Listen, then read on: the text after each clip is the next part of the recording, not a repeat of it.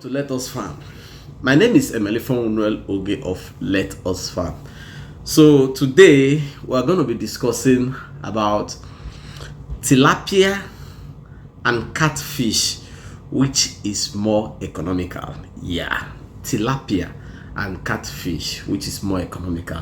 This is a question that people keep throwing at me. Oh, Let Us Farm, why are you doing only catfish? You just do catfish, you do hybrid, you do clarias. Why are you not doing others? Why are you not doing tilapia? Tilapia is very good. So we're going to discuss about this. If you have not subscribed to this channel, kindly subscribe to this channel and hit on the notification bell so that anytime I drop any video, you will surely see that.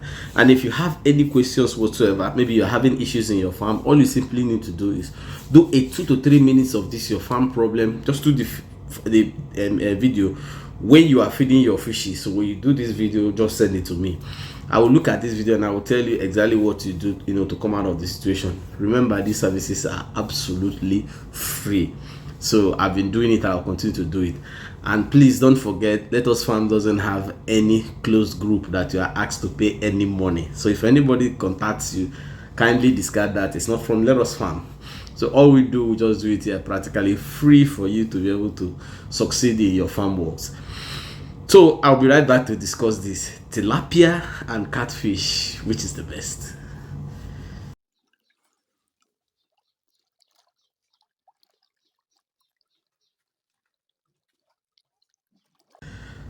Welcome back. So like I said, tilapia and catfish farming, which is the best? All right. First of all, myself, I don't do tilapia, so I will explain that. And that's not to say that tilapia farming it's not good, but I always like to bring in ideas to let you understand how to make decisions in this particular business. For me, my farms, everything is in Nigeria. I'm in Nigeria, and I try to do things based on my available situation.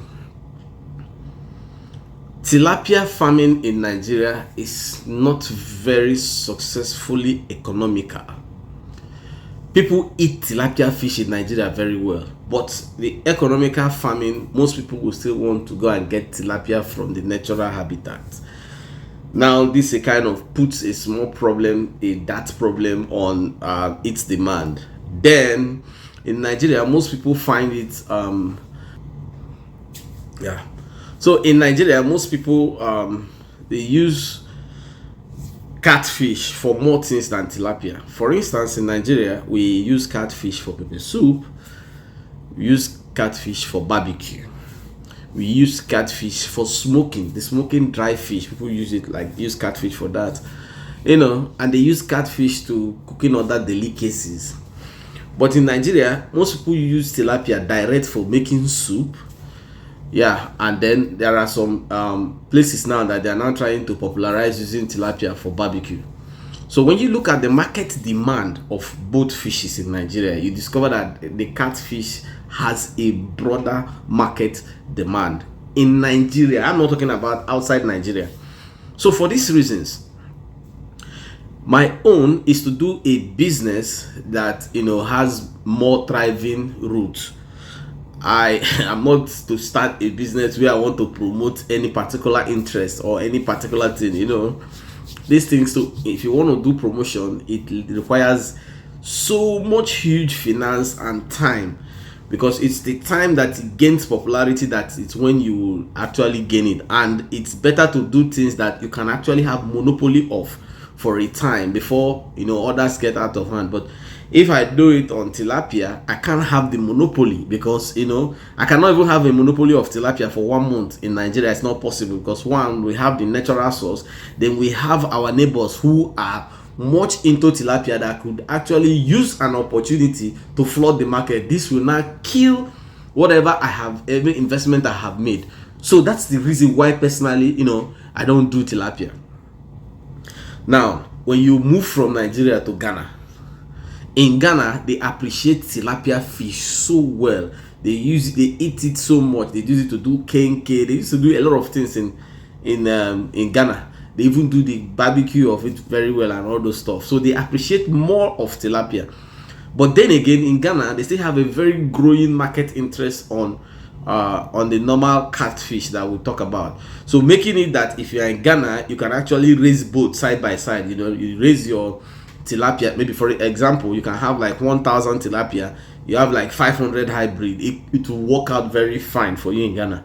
But when you move to Nigeria, you can't actually do that very well. The reason is that, like I said, our market for the tilapia is not that high. That doesn't mean that people don't buy it, but it's not that high. And most consideration will still go on the people that bring it from the natural source. Like I said, this happens to do with the demand and supply. And if you're a new farmer or you're an old farmer and you just want to, like, you know, put in all your effort in such things, for me personally, it's not economically viable for me, and that's the reason. So what I'm trying to make in effect is for you to know the reason why me myself I don't do it. Then on the general comparison of which is the best, none of them is the best. What is the best in the two is for you to understanding your marketing environment. For instance, I have given you the reason why I don't do it in Nigeria. So if, for instance, I am in Ghana, it's a different thing. So what I would have done if I'm in Ghana is for me to find out whatever is in more demand in my area. So if the two are like 60-40 or 50-40, or no, 60-40 or 50-50, then you now know what you now put in your farm. And if they are like 70-30, it gives you an idea. So the best thing, if you want to succeed in doing any of this, don't do it because people told you. No. The two businesses are very viable, but depending on the location. So if you want to do it, what you do is get to the market, go out and find out from people exactly what they need. So when you go and find out from people what they need, how they need it, then that is when you now come back and know what to face them more. Like I said, I gave percentages. So depending on what the market, for instance, you now go to market, and if you're in Ghana, you go to market and discover that, oh, I have 80% of people eating tilapia. Automatically, if you're stocking and you want to stock the two, you stock 80% of your tilapia and then 20% of your normal catfish. You understand? So, but like where I am, I have zero demand for tilapia, because all the tilapias that people demand are the ones that they get from the natural resources. So it now puts me on a very bad comparison with those guys, because what it simply means is that if I want to cost my own, my costing will not work with their own costing, and that's a kind of problem. But there are some parts of Nigeria where people actually want tilapia. So if you are staying in those parts of Nigeria where people have a very high demand for tilapia, why not? It's economically viable. The livability, survivability in your ponds is very high, so you can actually do that. They survive very well if cultured very well, so you can actually do that. But for me, I'm not doing it because I don't have the market, and because I don't have the market, I don't want to take any risk, and at the end of the day I may be the one eating only what I produce. So that's the reason. So both of them, they are very, very economically viable. In fact, I have some people that I've seen in Ghana, that's the only thing they do. They only do tilapia. Then I have some people that said the cost of tilapia feed in Ghana is cheaper than catfish.